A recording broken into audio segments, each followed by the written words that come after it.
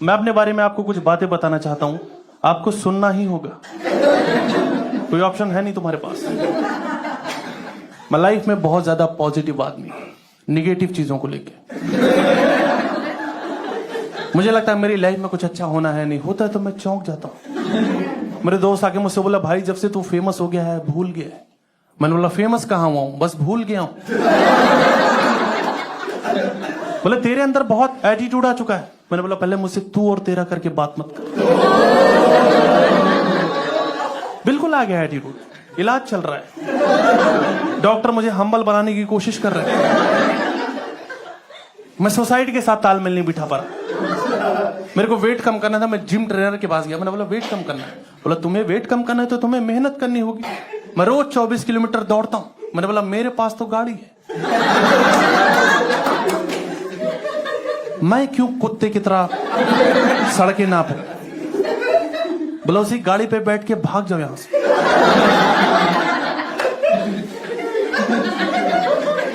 देखो मैं एफर्ट मार तो रहा हूं कम से कम। उसने बोला ग्रीन टी पियो, मैं बना रहा हूं, दूध ही फट जा रहा है बार बार।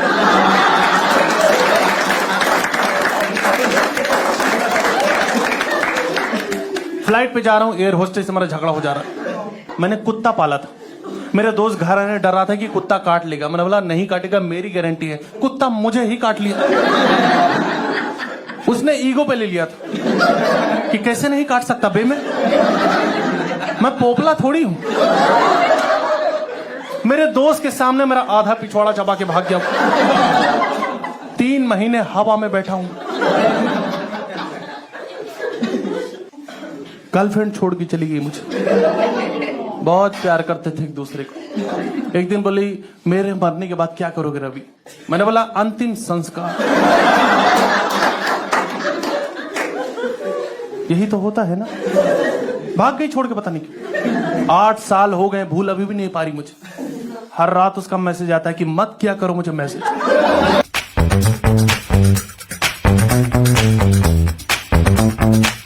बचपन भी मेरा बहुत अच्छा नहीं था।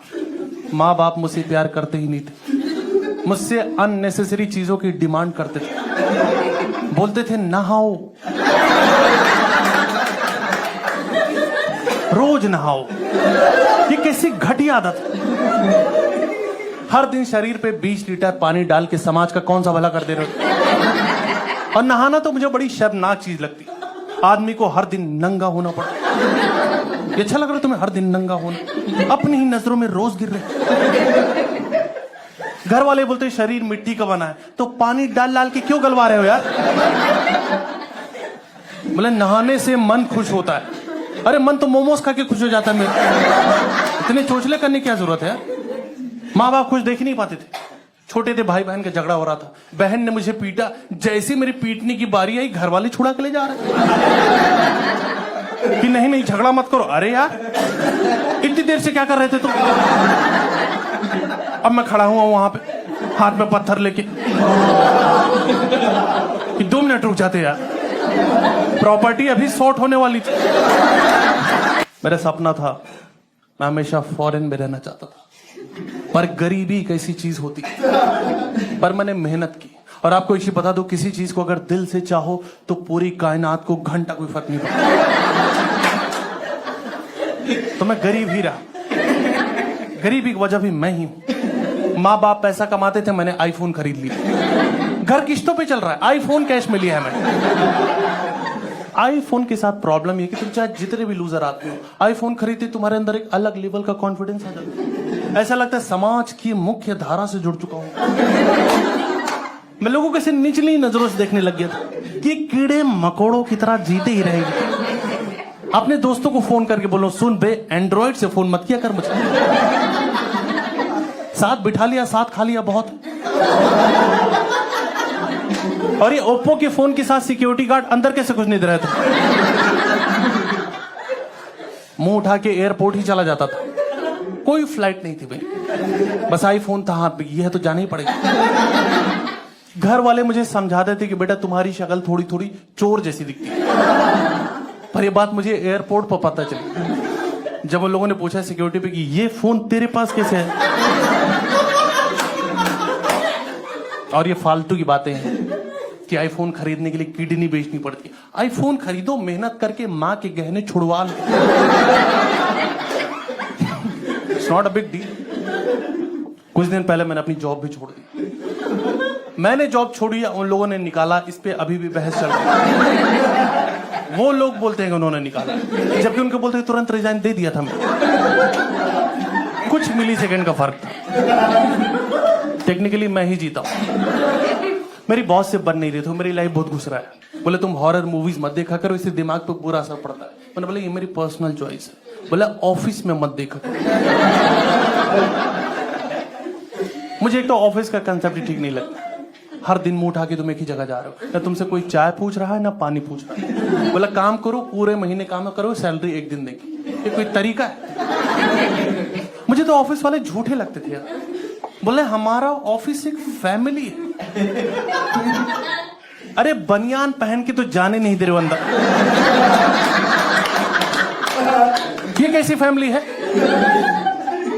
मेरा सिर्फ शरीर ऑफिस जाता था, मेरी आत्मा गोवा घूम रही थी। जब मेरी जॉब चली गई मैं खुश रहने लग गया था।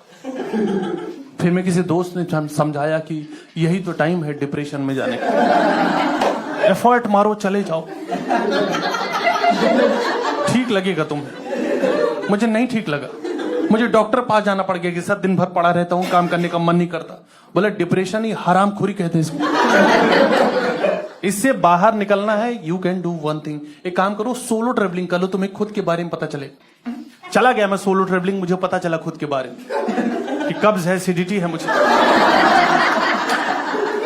मेरे घुटनों में तकलीफ, मेरे कूल्हे जाम हो जा रहे हैं। ये सब मुझे पता ही नहीं था।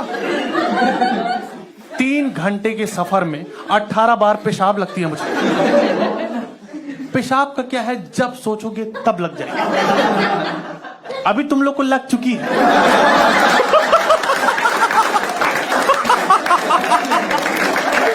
और ये शो छोड़ के कोई नहीं जाएगा बीच में, दरवाजा बंद है। और आप देखो एडवर्टीजमेंट का कितना इंपैक्ट पड़ता है हमारी लाइफ में। मैं दिल्ली से ऋषिकेश जा रहा था, जैसे ही हाईवे आता है बड़े बड़े बोर्ड दिखने चालू हो जाते हैं कि गुप्ता जी का खाना चूक ना जाना। मुझे लगा मैं कुछ गलत तो नहीं कर रहा हूं। घर से खाना खा के आया था मैं, बोला ये नहीं चूकना है। हर 10 मीटर पे बोर्ड लगे कि आने ही वाला है गुप्ता जी का ढाबा। मेरी धड़कनें बढ़ती जा रही कि आज मैं कहीं चूक ना जाऊं। बोर्ड नहीं रुक रहे हैं, बोर्ड लगे हुए हैं कि आप पहुंचने ही वाले हो। मैंने गाड़ी तेज चलाओ यार। फाइनली गुप्ता जी का ढाबा आया, खाना खाया। खाना तो घटिया ही था, पर मेरे मन में कोई गिल्ट नहीं रहा कि मैं चूका तो नहीं। मैं आगे बढ़ा, एक और ढाबा था, उसमें लिखा था ये है असली गुप्ता जी का ढाबा। इतना खराब कैसे काट सकते हो यार? वहां पर भी बैठ के खा रहा हूं क्योंकि जीवन में चूकना सीखा नहीं मैंने। और आप देखो पहाड़ों पे आधे से ज्यादा लोग ऐसे आए हैं जिनको आना भी नहीं था। गुड़गांव में कुछ लड़के रेस लगा रहे थे,